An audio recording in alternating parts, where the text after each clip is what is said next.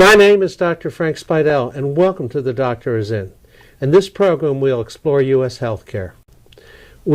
How we, both as individuals and society, experience and interact with healthcare. I want to consider the frustrations and successes that abound in U.S. healthcare, perhaps reflect on the barriers and opportunities that litter the landscape that is U.S. healthcare. Today, it is helpful to know where we have been to see better where we will go. Medicine has come far. In cancer, what once was a terminal diagnosis is now a target for cure. The American Cancer Society in 2019 reports that cancer deaths rates have dropped from 27% over a 25 period from the peak in 1991. How did this come about? Well, the first thing that comes to mind, obviously, is prevention. We are very much aware of the success of the smoking cessation initiations that occurred back in the 60s and 70s. But there's other things that we do for prevention. Radon surveillance. You can't sell a home nowadays without certifying that it's radar-free and disclosing such. What about vaccinations in prevention of cancer? Remarkably, we have reached that stage. We now offer to young folks HPV vaccinations. The human papilloma virus, we understand, causes cervical carcinoma.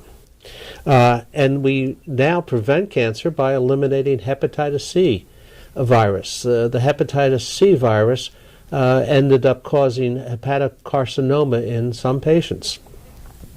We also do early detection with much more scientific discipline than we used to. We have our traditional therapies for cancer. We have had surgery, we have had radiation and chemotherapy, and to that we've added yet another arm. We've added immunotherapy. Now, there's a temptation to say, well, this is the cure for cancer. It's probably the direction, and we've got a ways to go yet, but there are remarkable things being done with immunotherapy. What is immunotherapy? Our immune system. We have evolved to have an immune system that scans our body for things that don't belong. Viruses, bacteria, cancer cells. And it attacks these foreign, harmful agents and takes them out. Doing this are two kinds of lymphocytes, B lymphocytes and T lymphocytes. The B lymphocyte produces antibodies, which are sort of markers and can immobilize some offending agents, and the T cells kind of take those bad things out. Working with T cells, we have done some amazing things. We now do a thing called adoptive cell transfer. We take T cells from a patient's cancer, take them outside of his body, grow them, and then reinfuse these amplified batch of T cells into the patient. But we also have another availability for changing T cells into being more successful, CAR T therapy. In this, we withdraw the T cells from the patient's body. We change the T cell by changing the T cell's genetics such that it manufactures an antigen. We call that a chimeric antigen receptor. And this changed receptor on the T cell amplifies the T cell's ability to take out cancer cells. What else have we done? Monoclonal antibody therapy. We have over the years developed the ability to manufacture a strain of antibodies, monoclonal antibodies, that specifically target receptors on the cancer cells. And in infusing the monoclonal antibodies, we turn the body's immune system on to attack the cancer cell. Several of these, the earliest one was rituximab in 1997, and we are now in the expansion of the CAR T cell therapy. Now, joining me today is Admiral Mark Ferguson. Admiral Mark Ferguson, besides being the 37th Vice-Chief of Naval Operations, is a 1978 graduate of the U.S. Naval Academy. The Admiral is now retired from active duty. In the early 90s, it was my pleasure to serve together with Mark on board the USS Dwight D. Eisenhower. Later, I watched Admiral Ferguson undergo successful treatment for a stage 4 non-Hodgkin's lymphoma. What impressed me in observing his experience was his handling of treatment and post-treatment recovery. A few years ago, after his successful treatment, I watched him complete Boston Marathon, and I also got to watch him go on to become a 4-star admiral. So I thought it'd be useful to have him on board here to join us today and to reflect on the treatment and lessons he's learned and how he has grown from this experience. So as a former shipmate, I've asked him to share some of those lessons with us today. Admiral, welcome to the Doctor Is In. Hey, Frank, thanks. It's great to be here with an old shipmate. I've known you many years. How do you feel about talking about the experience? You know, going through cancer treatment in any of its forms is a very deeply personal experience. It strips away the veneer that you put on in your life and goes right to the very fundamental issues that we deal with of life and death, our relationships, how we live our lives. You know, I generally have found that I don't talk about it. It was some reflection after you asked me to come with you, but for an old shipmate, I do it. And what I have found is that most of the survivors are willing to share. When you're on the cancer ward and you're undergoing chemotherapy, as I did, there's no status, there's no social inhibitions, you're all in the same boat together. And we had many great discussions about the fundamental issues we deal with.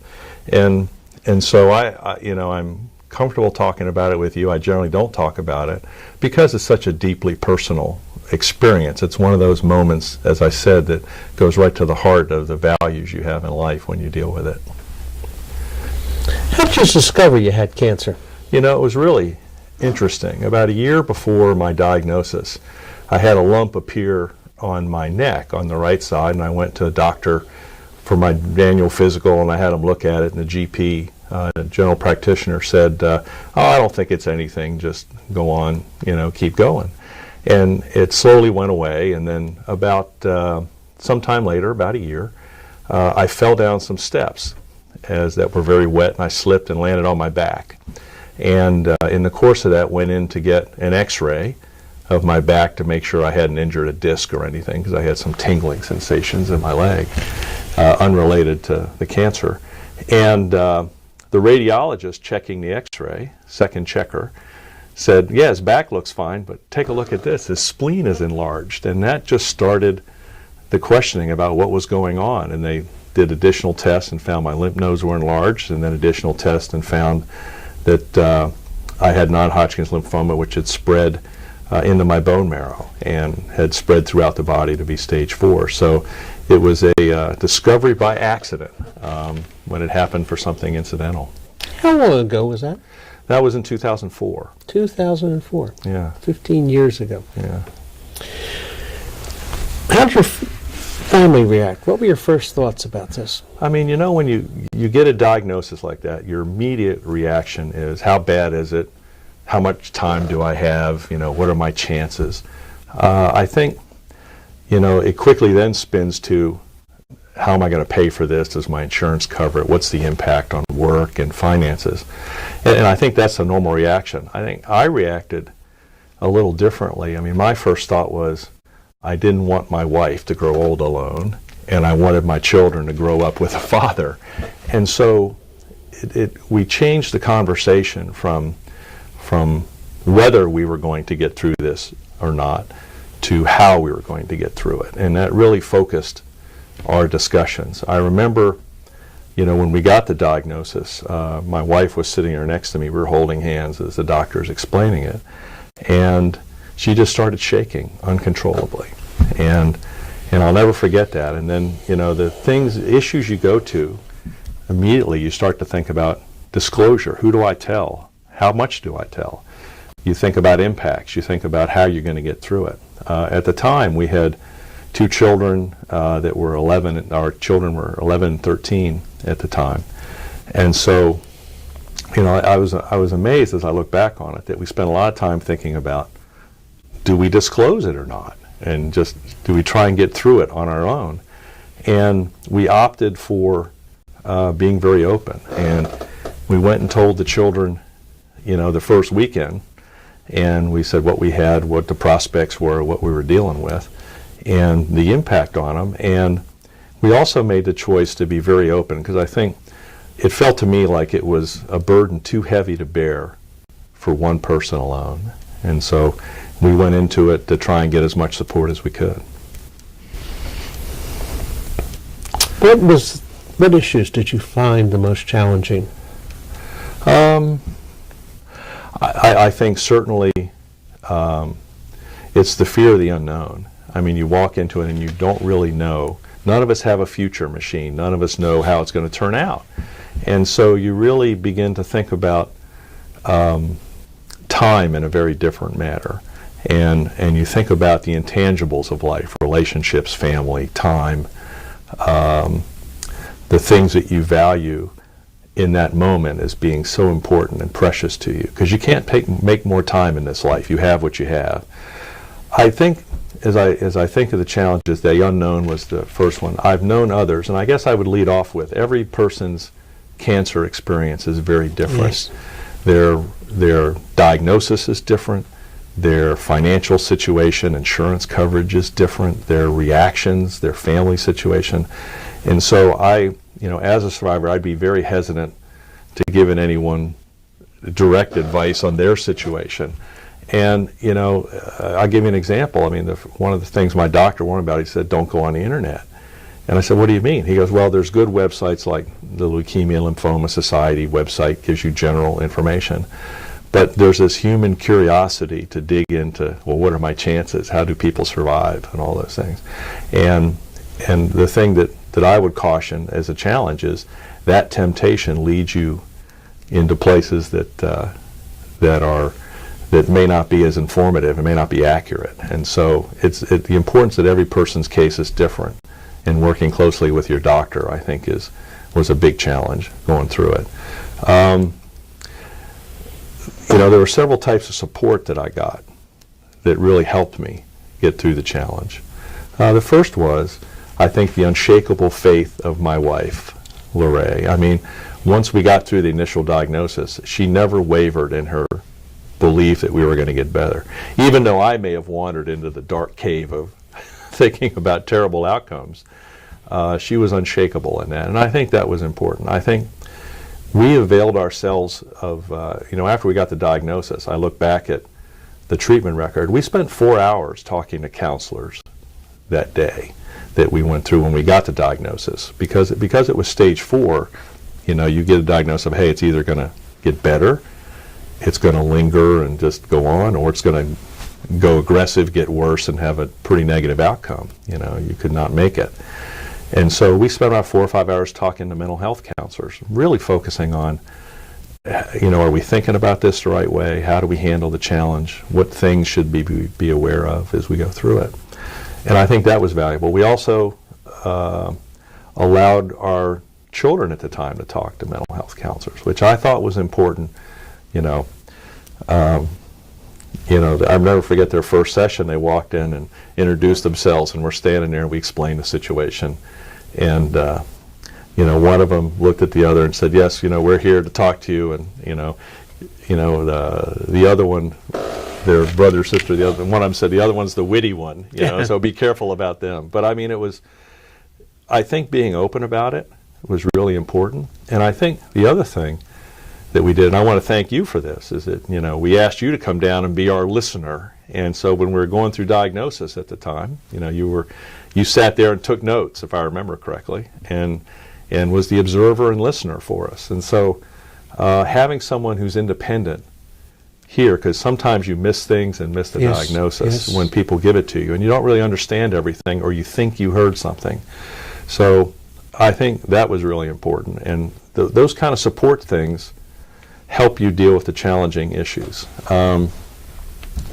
But treatment, after you start in the initial thing, you begin to think about, am I going to have a job when this is over? Do I keep my job? And I had great support because we decided on open disclosure. I'll never forget the Chief of Naval Operations called me and said, "Hey, we have work for you to do. Get healthy. Come up here. We'll put you to work when you're done." And you can. And so having that kind of support. And we were very blessed in having the military healthcare system, the Navy system, take care of us. So, I mean, the financial underpinnings were issues that were not significant for us that others may deal with. But I think the emotional support was the thing that was really strong. You touched on treatment. Yeah. Tell us about your treatment. My treatment in 2004 was pretty revolutionary. It was called FCR, but it had fludarabine, cyclophosphamide, if I remember the drug name correctly. But it had rituximab, which was a monoclonal antibody. And in my case, it was a synthesized outside the human body, then injected, and then it would go around and attack the individual cancer cells. Sounds like they used some traditional chemotherapy to put down the level of the cancer burden, and then specifically used the rituximab, the monoclonal antibody. And that was 15 years ago. That was 15 years ago. And at the time, it was a pretty revolutionary treatment, so I was told. And you know, it's interesting when you go through chemo, because as I was advised, chemo attacks not only the cancer cells, but it attacks good cells, and good organs as well can be affected. And so I remember going through my first session feeling, oh, this is not bad, I could handle this. And by session 3, I was pretty much knocked back and feeling weak and in pain, and session 4 you go through, and then the doctor tells you, well, we can only do one more if we haven't, you know, knocked it back, because, you know, 6 of them may kill you. And so the cumulative burden of the chemo is the thing that really struck me as I went through it.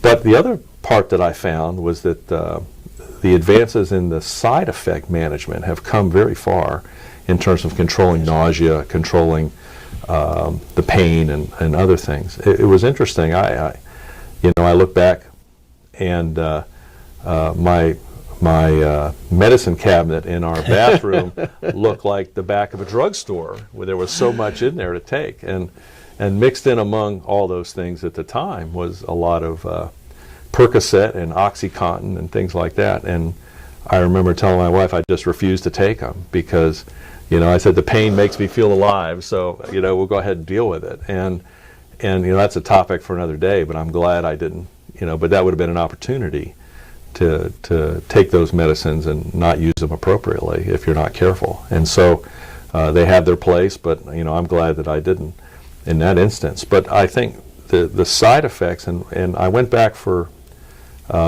recently, you know, my annual check that they do, and the advances in treatment, you know, that you alluded to, are so much better, the treatment regimes, than they were 15 years ago, that you know, they were indicating, well, they probably wouldn't use chemo for my type of treatment. It might be a low-dose regimen or some other pill that you could take, and so I just think that the advances, people should be encouraged by the advances, as you talked about, that are available out there for them.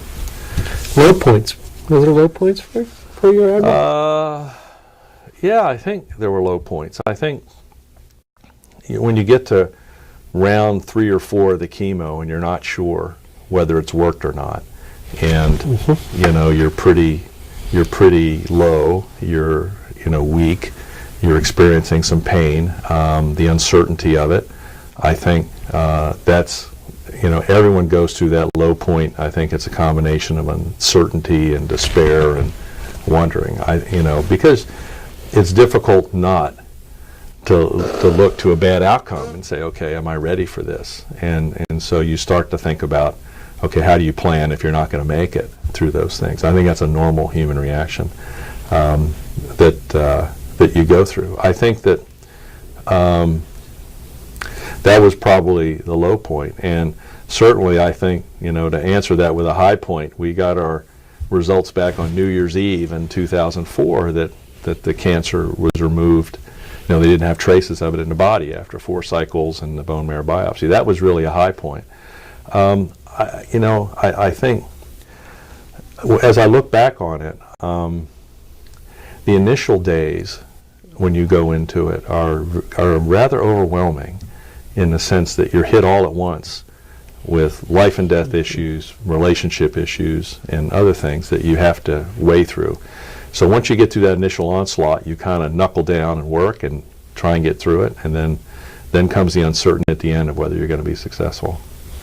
Did this cancer affect your finances? How did it affect your profession, your work? Yeah, it was very interesting because I was blessed with very great support from my staff. We used to joke that they would come over every morning. I was living near the office and had a military command of about 1,000 people at the time. And it was funny because very early on we had this disclosure where we wanted to tell everyone what we're dealing with, and we figured we had to do this. So we had an opportunity where there was a group session where all of them were in a large auditorium, and I asked my wife Lorraine to come join me, and we stood up in front, and at the very end I had a regular business meeting, and I said, I have an announcement to make. And Lorraine's there with you. And Lorraine's there, and I asked her to come up on stage.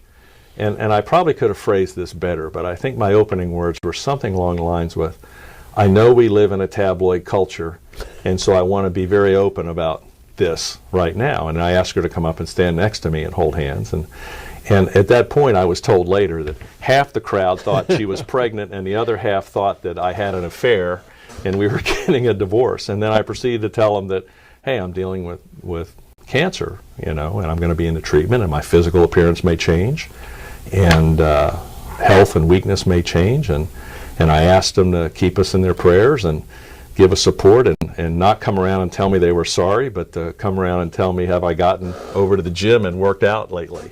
And so, you could hear a pin drop into place, but I found later that was a great source of support professionally because they were all part of the team, the team to help us get healthy and to support us as a family.